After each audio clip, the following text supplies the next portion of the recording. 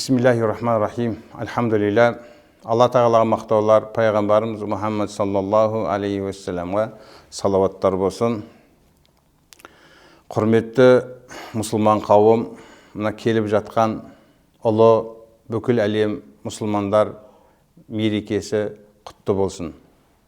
Осы мерекеде айтылатын такбир ташрих жайында не білеміз?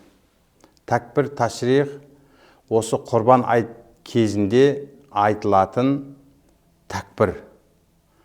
Аллаху акбар, ла илаха иллаллаху, Аллаху акбар, ва лиллахил хамд. Яғни, осы құрбан айт күндері айтылатын такбир ташрих осы мағанада айтылады. Мағанасы Алла ұлы, Аллахтан басқа Құдай жоқ, Тәңір жоқ. Аллаху акбар, ол ғана мақтауға лайық деген сөз. Бұны үкімі уәжіп. 23 намазында айтамыз. Арафа күні, яумал арафа күні, таң намазынан бастап, айттың 4-ші күні асыр намазына дейін айтылады. Яғни 23 намазда айтылатын такбир ташрих.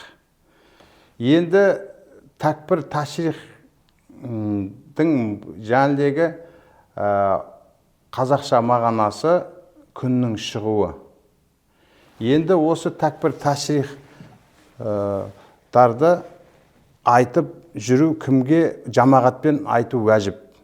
Ер кісілерге жеке оқығанда да уәжіп, ер кісі әйелмен оқыса да бірге ол да уәжіп болады екен.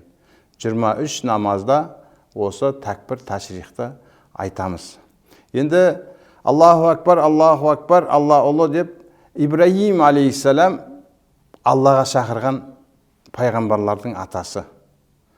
Адамдарды Аллаға шақырып, жүректеріне Алланың ұлықтылығын кіргізуге иманның еңбегін жасаған пайғамбарлардың атасы.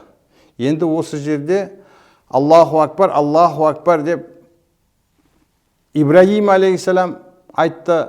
Сол кезде Жабрейл алейхиссалам келді, қошқарды түсіріп, ла илаха иллаллах деді. Аллахтан басқа тәңір жоқ деді.